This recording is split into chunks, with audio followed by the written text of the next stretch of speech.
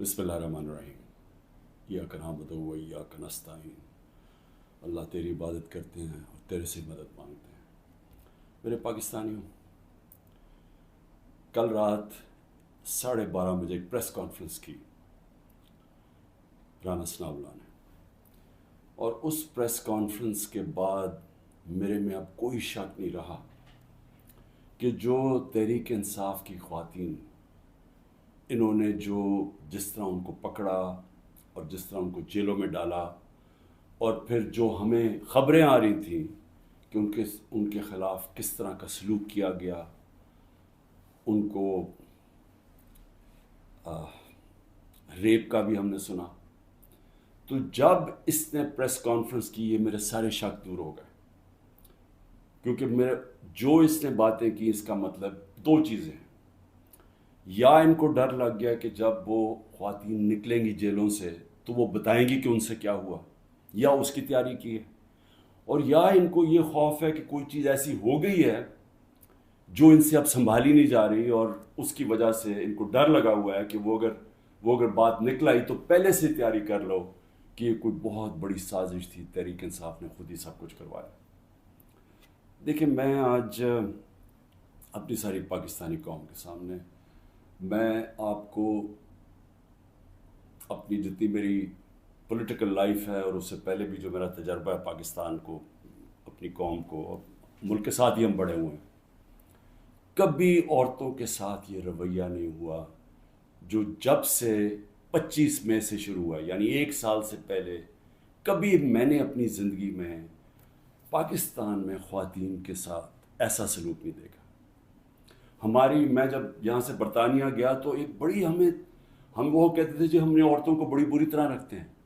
मैं समझता था कि जो हम औरतों की इस मुल्क में इज़्ज़त करते हैं दुनिया में नहीं की जाती, और मैंने देखा है इस तरह की इज़्ज़त नहीं की जाती औरतों की। और क्योंकि ये हमारी सिर्फ रवायत ही नहीं है, ये हमारा दीन का हिस्सा है। अब मैं बताऊं कि 25 मई को क्या हुआ। 25 मई को दरवाज़ों तोड़ के घरों में घुस गए, रात गए, ना चादर ना चार दीवारी। अगर इन्होंने ना फिक्र की कि वहाँ औरतें हैं, औरतों को कईयों को उठा के ले गए, बच्चों को उठा के ले गए।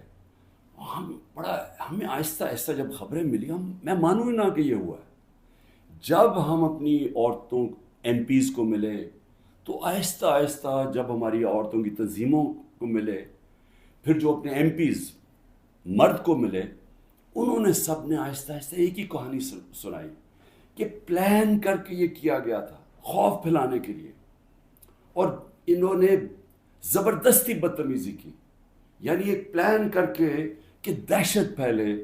ये इस तरह इन्होंने लोगों के घर तोड़े और घरों में घुसे हैं। तब भी इन्होंने गाड़ियाँ तोड़ी। डॉक्टर यास्मीन की तस्वीर है, वो गाड़ी में बैठी है, उसकी गाड़ी तोड़ रही है पुलिस। तो ये एक प्लान था। लेकिन फिर उस वक्त नहीं मुझे पता था ये प्लान है, लेकिन आहिस्ता आहिस्ता अब मुझे कोई शक नहीं कि ये एक पूरा प्लान है कि औरतों को डीपोलिटिसाइज किया जाए। आधी आबादी जो पाकिस्तान की है उसको किसी तरह सियासत से बाहर रखा जाए।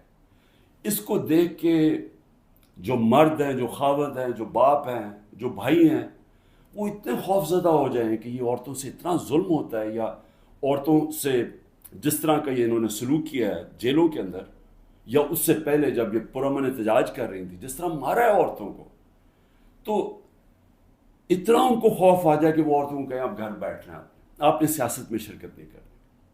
और इससे बड़ा जुल्म किसी माशरे पे हो ही नहीं सकता कि आप 50% अपनी आबादी को पॉलिटिक्स से बाहर रखते हैं।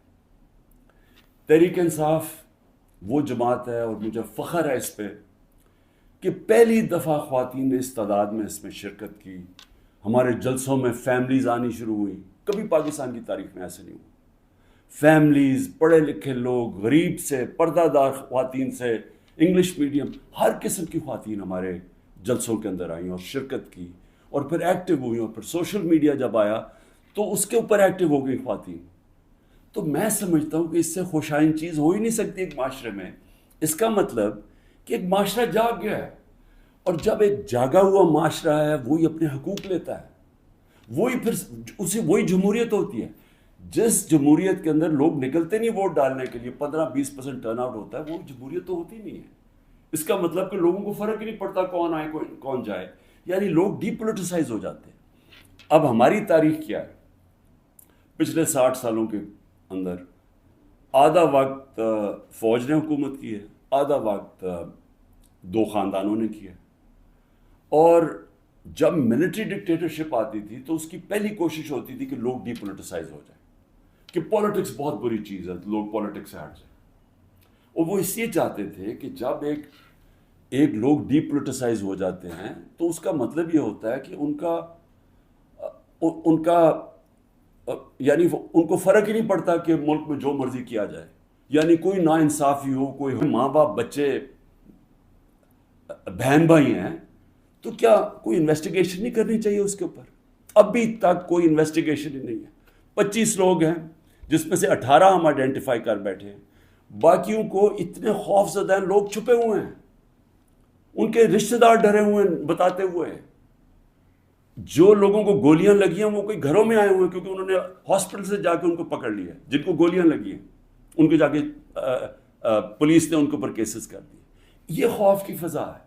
تو کم از کم ایک جوڈیشل انکوائری میں دونوں چیزیں ہوں. جنہوں نے غلط جلایا اور کور کمانڈر کا گھر، ایکشن لے ان کے اوپر. اور جنہوں نے جن لوگوں کو پرامن احتجاج کرتے ہوئے گولیاں ماری ہیں ان کے اوپر بھی تو اس ملک قوم کا حق ہے پتہ چلوانا کہ کون قصوروار ہے.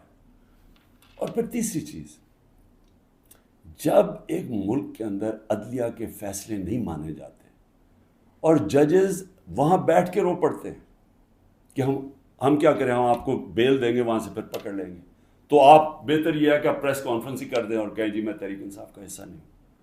تو یہ جو تماشا ہو رہا ہے یہ تو سب سے زیادہ ہماری عدلیہ کے اوپر اب ساری قوم دیکھ رہی ہے کہ ایک آدمی کے اوپر سارے کچھ، وہ دہشت گرد بھی ہے، وہ سب کچھ ہے، لیکن ایک چیز وہ کہہ دے کہ جی میں آج تحریک انصاف چھوڑ رہا ہوں تو وہ سارا کچھ معاف ہو جاتا ہے.